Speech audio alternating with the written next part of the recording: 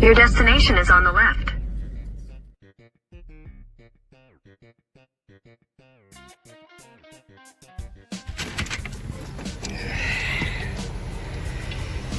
Just arriving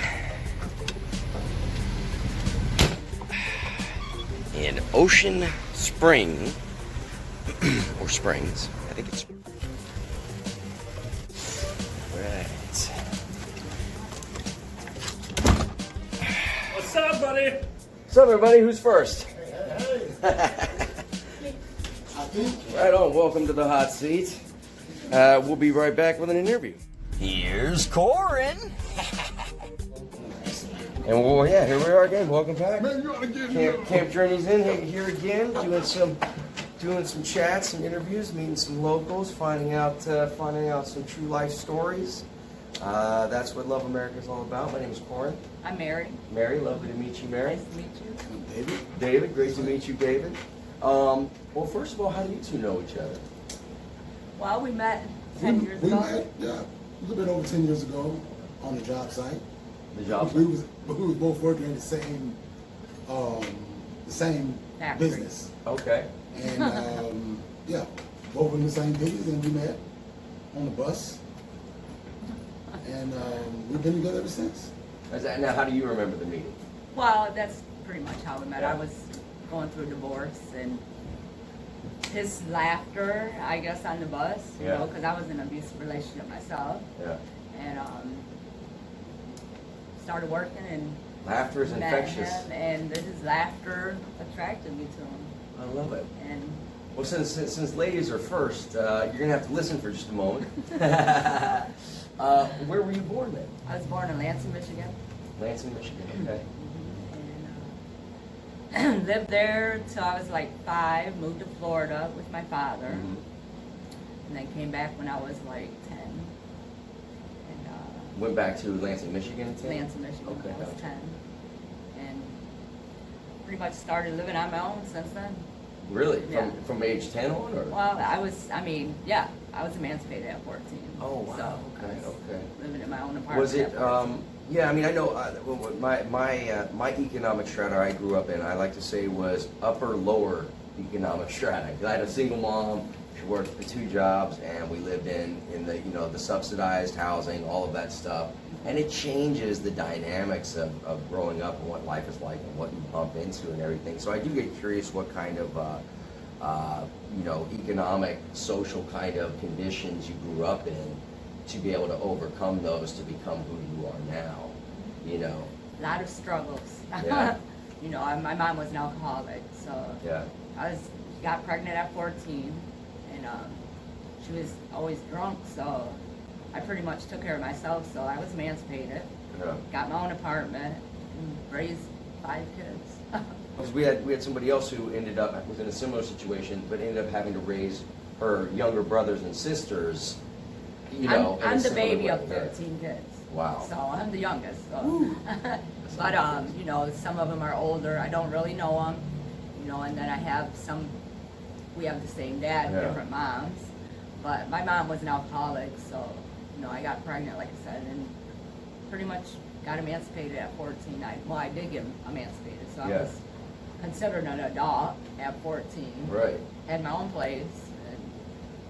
Had 5 kids by 21. Wow, that's cool. Well, we're going to come back to that. I want to jump over here now real quick. But so where were you born at? I was born here in the state of Mississippi, Mm-hmm. Jackson, Mississippi. Lived here for my first 10, 11 years of my life, and then I moved to Lansing, Michigan. What? Yeah. And What took you to Lansing, Michigan at that? well, Or was my your uncle, family there? my mother's brother Uh-huh. lived in Lansing, and that's how I had the opportunity to come to Lansing. More work opportunities there? Well, no, I was young. I know you were, but I mean for him. For him, it was more work opportunity. The factory led him there. Been going back and forth since I was 11 years old. Uh-huh. Kind of lived, between 11 and 17. Kind of lived both the north and the south. It's Right. kind of mixed up, Did you see a stark difference between what it was like living there and what it was like coming back and living down here in terms of the social scene and all of that and how people? Well, actually, I just now actually started back living here. Yeah. You know, since after many years. Yeah. We talking about some years. From 11 to 17, I was back and forth. From 17, almost what, a little bit over 50 now, I guess. So that's a lot of years difference. Yeah. A lot of years difference. I guess when I was younger, from 11 to 17, I was living both.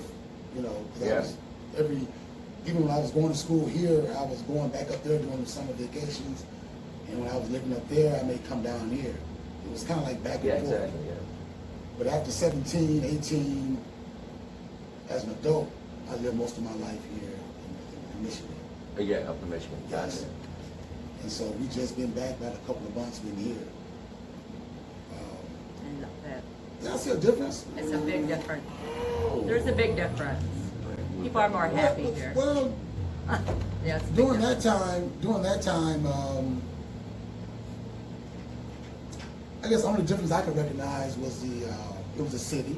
Uh-huh. Jackson and Lansing is a different, like night and day. It's a big difference. The way you talk, the way you spoke, you know, was a big difference. When I first left when I was 11, you know, everyone laughing, making fun of me because I had the Southern accent. Yeah, oh yeah. And then by the time I stayed in Lansing for a year or two, it come back down, then they was making fun of me because they said I had a Northern accent. Right. Other than that, that's the only thing that I saw that was different. Yeah. You know, doing that from 11 to 17. Right. You know. Yeah, what years would that have been in? That would have been in the around that. I said 81 when I first came here. Yeah, around there. 80 when I first came here. Yeah. 1980. Yeah. It was, you know, different neighborhood. Right. If I would actually describe it as what I know now, you know, it was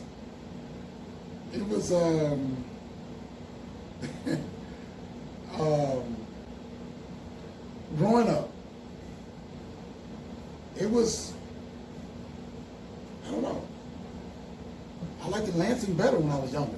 Right, when you were younger, yeah. When I was younger, it was just totally different. I mean, it was, I guess, I don't want to get too, sound like I'm being racial or anything, but you just can't help but notice that I remember, so I spent most of my life in a neighborhood. I don't know. Cut. No, Seriously, this is great. I'm curious. Like, what would you like? Okay. Be honest about it. When I was born in Jackson, Yeah.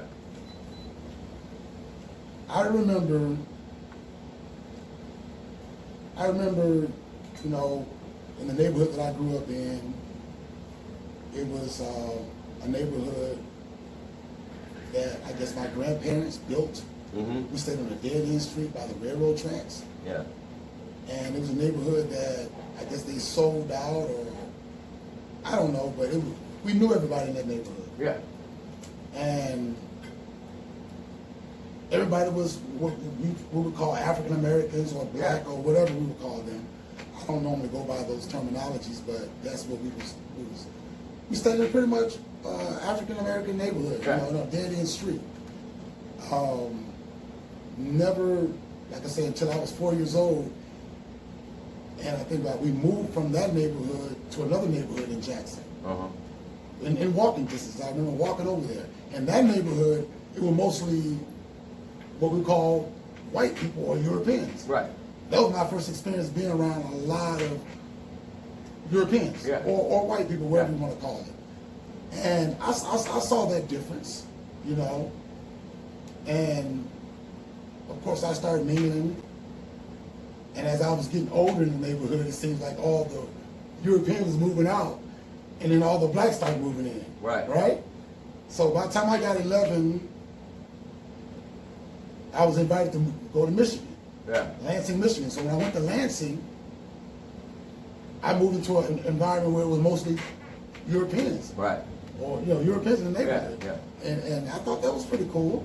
You know, living around white people. Yeah. I never had any problem with white people in the first place, really. But like there was like an Italian district, a Jewish district, kind of well, like I mean, things you like was that. Italian, or you was German, you was French. Yeah, all, you was all considered white as far as I was concerned. Yeah, totally. What I was pretty much was taught, I guess. Yeah. But I know the difference now, of course. But it was. I liked it better. The neighborhood was cleaner. Yeah. The neighborhood was cleaner when I was younger. When I moved in the neighborhood, one of the neighborhoods in Jackson, where I moved around a lot of Europeans. But as time went on, you can see the neighborhood started going down. Right. A lot of white people started leaving. Right. You know what I'm saying? And come to Lansing, it would seem like it was the opposite. It was pretty cool. I lived with my uncle. It seemed like life was a little bit better because I think when I was growing up, we was having a little hard time. Mm-hmm. We was having hard times. You know, I really didn't have a father because, you know, my mom went through a divorce and Same here. and there's a stepfather that I was calling dad. Mm-hmm. He seems to be kind of distant. You never seen him unless you were like maybe on a Sunday, maybe. Right. Never really sat down and talked to him. You know, when I was. So he didn't really try to take on the full role of being. He just your had the dad. house. He just was a figure in the space. At the house. Go to work. Go straight to the bar. You know, and do his own thing. Right. You know, it was mostly my mom. She was just doing all the work, kind of raising us. Like you were. Yeah. She was one of those doing type all the families. work. Yeah, it was one of those type families. Yeah. And my mom, she did the best she could. Yeah. To do what she had to do. I'm trying to make it short because it's just everything. No, I know. Everything is deeper than what you. But I'm just maybe skimming off a few things. Well, what I get curious about, because for instance, so when you were, you know, you're taking care of a whole family. You're working on your own. You don't have anybody really on your team. I don't, you know, from the sounds of it. So like, how are you able to maintain, you know, enough sanity to just keep the wheels on the train? Just having the babies, you know, taking care of my kids, trying to, you know, that's, you know, I mean, I went through a lot when I was growing up. It wasn't easy. You know, I quit school, didn't go back. You know, it wasn't easy. It was very difficult. You know, I didn't work. I was on food stamps. Right. You know, I mean, I was 14. You know. Yeah, that's crazy. 14 in my own apartment with a baby. So, and I didn't have no one there helping me take care of my baby. Right. So I just pretty much went through life learning on my own. You know, till I got older. You know, and of course my mom quit drinking because she almost died from it. Yeah. But I was on my own by then. You know, When never really when she, depended on anybody to take care of me except myself. Exactly. And when she did quit drinking, did she try to come and make amends? Did she try Well, I mean, I forgave my mom. She went through a lot when she was growing up, so she did the best she could for who, you know, how she was raised. You know, she was raised in the country, and you know, pretty much, you know, so she did the best she could. Yeah. And I don't blame her for anything. Yeah. You know. That's amazing. So. That's amazing. What is it about yourself that you think kept you from going off track? You know, and from. I did go off track though. Yeah. You know, I went off track, came back on track. You know, we had my ups and downs, but you know, I came out of it. I'll you know, say you did. The spirit. Yeah. The spirit is what kept me strong through life. So you do it. So you have a spiritual spine to your life as well. Yeah, it's not like, I don't know. It's probably not what everyone else believes, God or Jesus. Right. Or just the spirit. Exactly. Everybody's connected. Yeah. You know, and in my eyes, you know, and that's what keeps you going. Just love one another. And how did you guys end up working at the same place? I would say one of my downfalls in life. I kind of almost lost it. You know, I ended up being there. And I just pretty much just gave up everything. He lost his wife. Can I? Just well, okay, well, I guess my wife passed in '99. Yeah. And when that happened, my life just went crazy, you know. And I think about 10 years after that, I ended up meeting her. Yeah. So I was kind of Lost. getting my life back.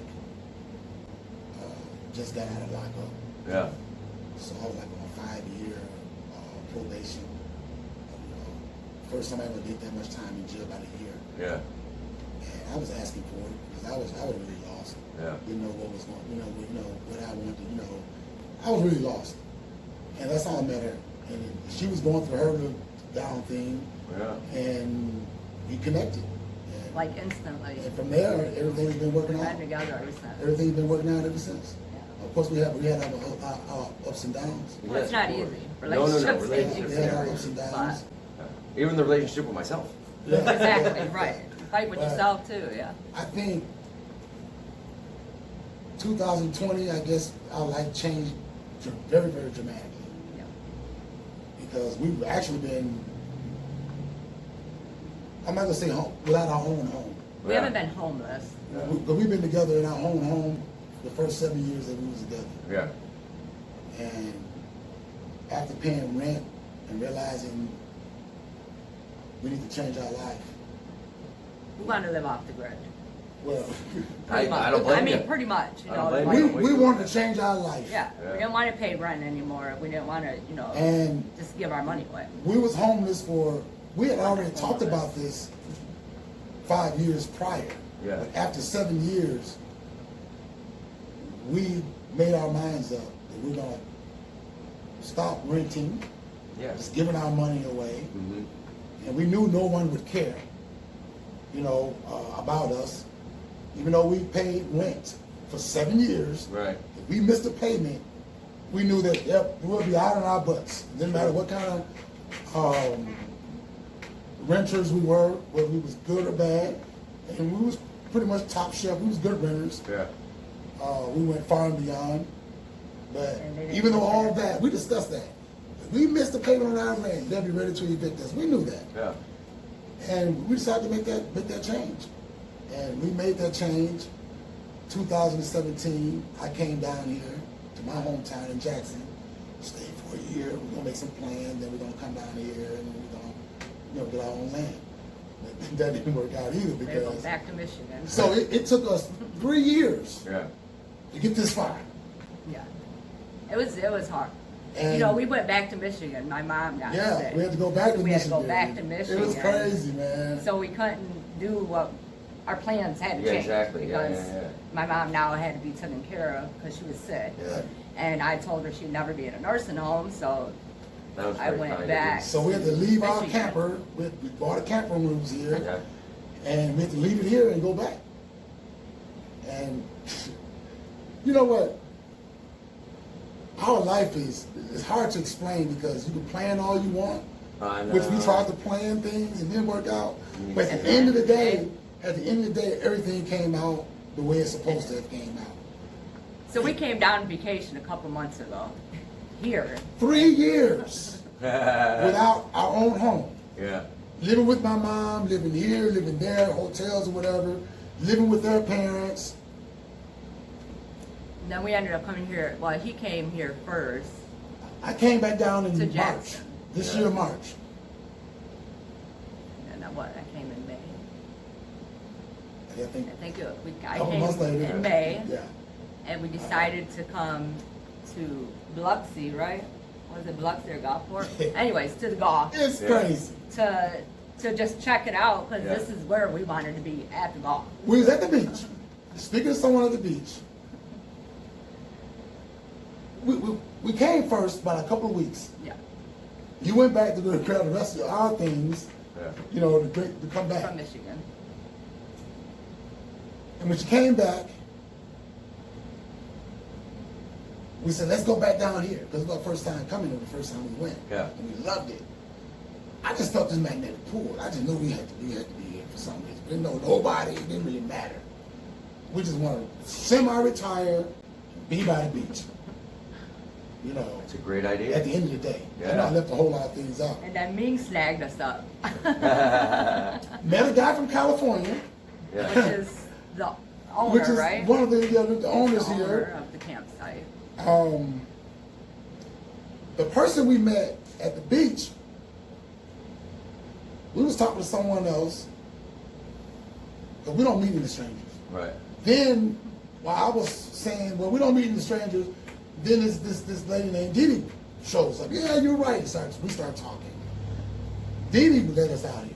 Dee Dee led us to the Because campsite. Dee Dee was here. Gotcha. And we became friends and said, okay, we'll come back. We'll go back to Jackson. We're coming back. Met her. Ended up coming here for a night. One of those cabins for a night. Right. Stayed for the whole day. Went to the beach. Came back that night. Sleeping in somebody's cabin. It was Tammy's cabin. We didn't know at the time. She went out and did her thing. She came back about 1 or 2 o'clock. We felt guilty for sleeping in the bed and Right. she sleeping in her car. So we got out of the cabin and she didn't want to go back in the cabin. Right. And so we just had a standoff. Right. So we stayed out by the gazebo, Yeah. sitting there talking, to friends that we just met. Yeah. And one of the owners, he came out that night, started talking to us, and then made us an offer we couldn't refuse. We was gonna rent a big house out in Biloxi, about a block from the beach. We was kind of excited about that. But he made the offer that we couldn't refuse, and we said, no, the deal is off. We're not gonna go there. And we ended up being here.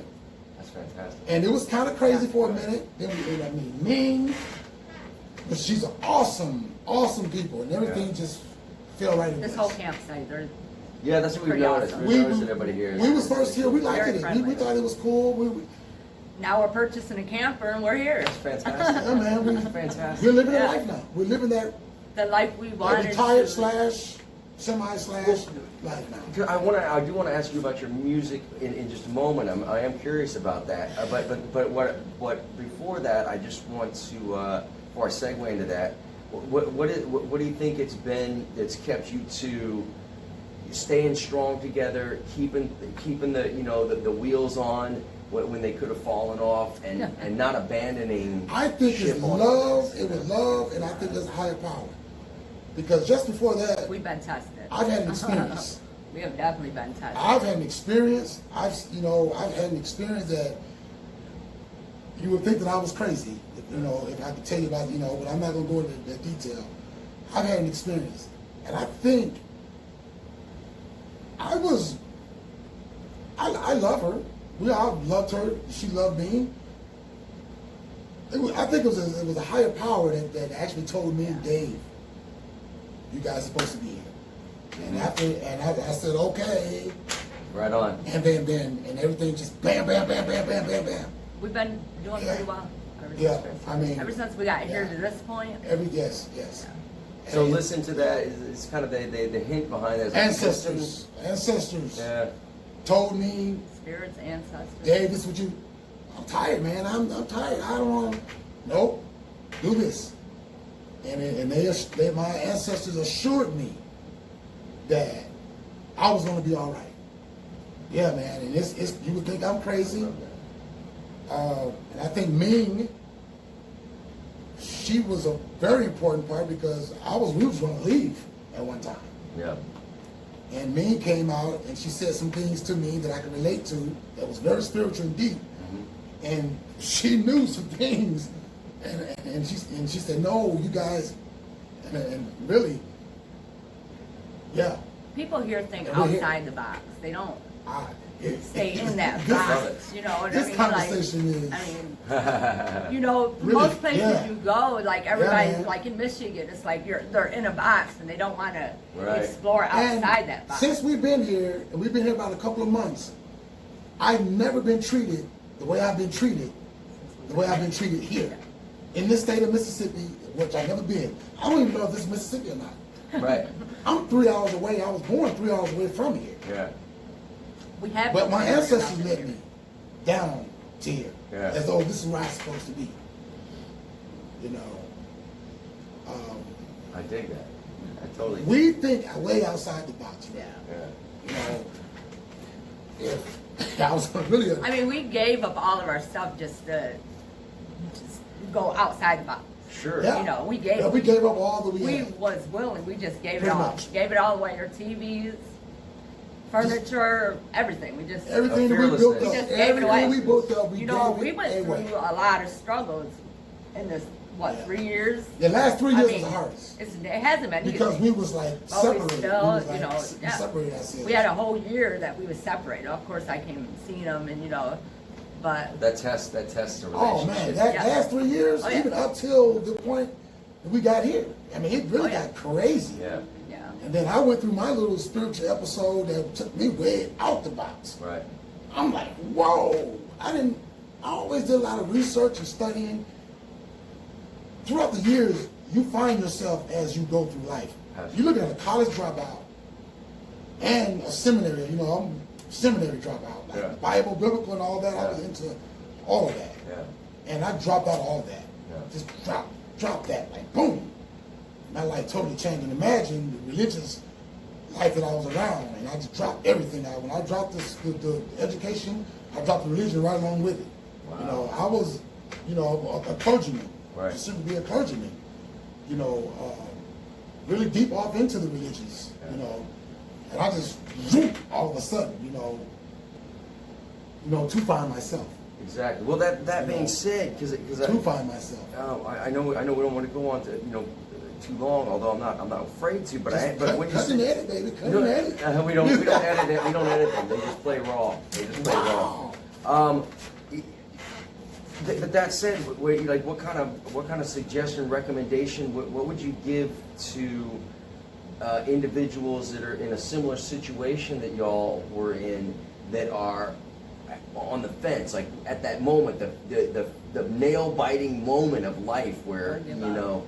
Like what kind of advice could you give to someone who's in a Don't similar give up. situation? Yeah. don't give up. Well, I'll say follow your intuitions, follow your ancestor, your God, whoever you holds up in high regards. Yeah. Because I don't think it has to be a destined. You have to be destined. Because earlier when you heard me say I gave up, I actually literally gave up on our relationship. Yeah, But I had a higher power that told me, say, look, this is what you're supposed to do. Right. You know, the love is there, but just the stress and all that. You want to give up. the love is You know. there. But when you're on a mission, your life is not your own. I don't care who you are, who you may be, what you think, what you may be taught. This is never our first rodeo. Right. And when you're on a mission, you have to follow that mission. That's what's up. And that's the only thing I can tell you. I can't tell you how the mainstream society would tell you how things should go. Oh, don't give up, be strong. Because you might not be I know, strong. it's true. You might not be strong. Sure. Unless you know who you are. That's the most important key. You need to know who you are. And you're not alone. We're all connected, whether we want to believe it or not. Yeah. That's what I really learned very strongly. We are connected. There's no such thing as a race That's right. or a separate group of people. We're Or all black or white. connected. We all come from the right. same source, Yeah. whether we want to believe it or not. Once you know that, and you out with all the bull crap and all the stigmas and just trash. It seems to be glamorous, but it's nothing but trash. Once you know who you are, and you know that everything and everybody around you are pretty much the same, Yeah. once you know that, They start falling. You're not gonna go into wrong. place. Yeah, it just falls into place now. you're not going to go wrong. Not trying to like make plans and all that stuff, Yeah. and just let it flow. It's Let it flow. I like this Let word it better. flow. Let it flow. Yeah. Since we've been here for the last couple of months, It's just it has it's been literally it's flow. unbelievable. All the names that I have to remember, you know, and just the people just took us in and embraced us. because of the idea that, hey, I don't need any strangers. I don't need no strangers. Yeah. I know everybody. And everybody knows me. And I can go anywhere and be treated with royalty as far as I'm concerned. Yeah. Yeah, I see. I love that. And that's, you know, I think it's a good place to close on, because what you just said, I don't know if you realize it, was pretty mind blowing, and I think that people are going to be really, really excited to hear that message of hope and unity and oneness, because that's exactly what we're trying to do here in the simplest way that we can, which is whatever light I have to shine, instead of trying to shine it on myself, I'm trying to reflect it over onto the people that the mainstream media doesn't care about. They don't care, you know, the opinions or what's happening to them in life or everything. They're going to tell us what kind of people we are. They're going to tell us what kind of place we come from and what that, you know, and when I've traveled out here, I find it's the complete opposite from what they're telling us. You know what I'm saying? I felt the same way. Being here, Camp Journey Inn kind of sounds scary, but we've been showing. Seems like it's the end of your struggle. Exactly. That's what I mean. Seriously, it depends on how you look at it. We almost half of 100 years old, man. Yeah. It took this many years, the last two months, I mean, it's to realize that, wow, the world is really, really a great place. Yeah. And like I say, I give it all to the people here, man. These people here in this state, which has a bad reputation. People just, they lying. If you haven't been here yourself, then you never know. Yeah, exactly. Yeah, for sure. And maybe we should continue to tell folks it's a bad place. I don't want to get overcrowded down here. I don't want to get overcrowded down here. In the meantime, you know, if y'all didn't get as much as I just got out of that, then I don't know what to tell you. This is what Love America Tour is all about. Thank you so much for your honesty and your time and sharing such a positive outcome to a roller coaster of an experience. It's beautiful. Thank you. Thank you. I love it. I love it. Thank you. Fantastic. Oh, man. Love America Tour.